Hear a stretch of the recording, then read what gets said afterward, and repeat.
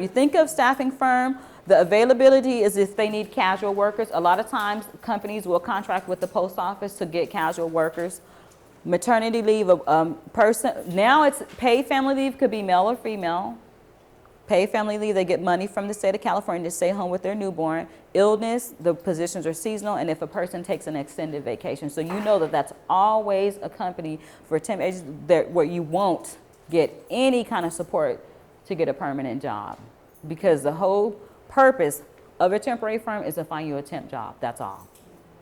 So if you just need 10, 20 bucks, because that's about what you're gonna get. After you pay your bills, after you do the gas, get your lunch, dry cleaning, you got about 10, 20 bucks left after that check. So if you just need money, go to the staffing firm. Otherwise, don't even bother. Because think about the skill, maintenance, industrial operations, security, warehouse. A lot of young kids are competing with you for those jobs. And that's why I say don't even bother about it. So then an executive search firm, they're industry specific, and they usually find banking, clerical, technical jobs. And warehouse in the aspect of a manager in a warehouse, not a worker or someone that's low skill. Resumes are forwarded to the companies, the employer, by industry and by skill, and they're low to mid-level positions. So the best one would be to look for a position that's a retained search firm. And most companies want to know that you can go into the work spot, turn on the computer, load up the web page, load up your document page for Word, Excel, and PowerPoint, or if you're going to do Access, you must know what these programs are for. Because when you get ready to take the assessment test, it's so hard. Now, I can get a paper and file all day, but on the computer, they trick me. They put like 5 different lines, and John Robert Allen Jr., and then 5 different times and said, okay, now put them in order. I said, well, I don't know how to do this. I mean, come on, you give me 5 minutes to do like 25 questions. It's absurd. It really is, to take the test now. And so many people that can do the job, the employment agencies weed them out. They weed them out because they don't understand the testing process. So the best thing to do to avoid being weeded out is go to any resource center, any workforce center, and get an online prove-it password so that you can take the tutorials. You can study on the tutorials every day. Then you become familiar with what they're asking on the test. I have no idea who thought of this and why they thought of it, because the test doesn't measure your ability to go to work. It doesn't even measure your ability to interact with people. It only measures your ability to actually sit at the computer and input information. That's all. But employment agencies, search firms, they're all using them now. So be smarter than them and go learn so that you're not weeded out the process. Recruitment firms, the goal is to place prospective candidates into permanent positions. So recruitment firms are good because you know if you start at a temp and you mess up and they fire you, you had a chance to get a permanent position.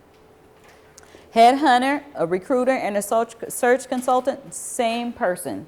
So the private individual or employee of a firm, he works individually with the candidate to groom and recruit them for a company based upon a particular skill set. So if you have skills in information technology and you're at mid-level management and I can use you to become a project specialist, then I'm going to get you a job at the company only because I know I'm going to make $50,000 because your salary is going to be $150,000. So the company is going to pay me to go find you. And if you apply, I'm going to stay on you so tough that you're going to get hired somewhere within our network. And it's very competitive. So headhunters and recruiters are they're not bad. I think you should have them if you need them because they're going to work with you one-on-one.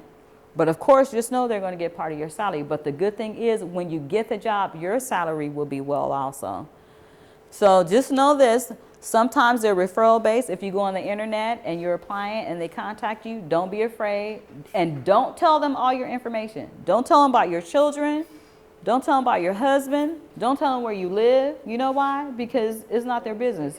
You only want to speak about the job that you're applying for. Don't give them extra information unless they ask for it. It's just like going on a date. On your first date, would you tell everybody, the man or the woman, everything about you? Not at all. You got to hold something back because you want to, first of all, you're going to be presentable, but you want the person or the employer to want you based upon what you're telling them you can give them. So that's why relationship, same concept. You don't divulge all the information on that first interview. Okay, you get to know them.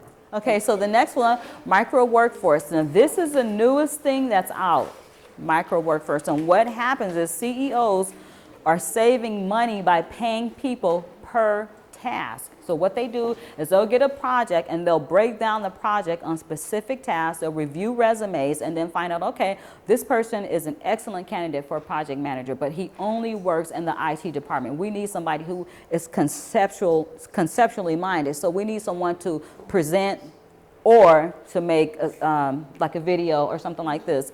And they'll break down the tasks and have one person supervise and then the other person do presentations. So micro workforce is the new breed of online workforce paid by the task. And it was first thought of, think about this, 2005, Amazon.com. So think about the money that this person is making. If you're not afraid to work on the computer, find something to do because it is the way of the world. It's the only way. You can buy groceries on the computer. You can have your medicine mailed to you on the website, wherever your doctor's office is. It is actually, it's taken over almost every level of communication. There's no interaction with people with the computer. This is how, I know it's sad, but we love y'all. This is why we have these workshops, because we want you to keep coming, because computers can't talk back. They're only good just for updating information, getting what you need or what you want at a particular time. So the idea of breaking up a job into small pieces and then using the internet to find workers to do these tasks was pioneered by Live Ops about a decade ago and Amazon.com. So Mechanical Turk in 2000, AMZN Mechanical Turk, and I'm going to give you the websites for that. Live Op lets call center workers sign in for shifts in 30-minute increments and then uses the web to route calls to them. So the micro work method uses the internet to access workers around the world for short-term projects to pay a few bucks to hundreds of dollars per hour. Now, one person actually did a video for a company and was paid 5 Gs. These are the websites that you can find work today. When you go home, don't worry about the resume. Just log on to one of those. Remember I was telling you about U-Test right here? That's where you can test out mechanical machines, anything, technology, and get paid for it. This is the website, Tongal, T-O-N-G-A-L. There is a lady who was an artist, and she was working, but she wanted to kind of do something freelance. She got paid a lot of money to do a project.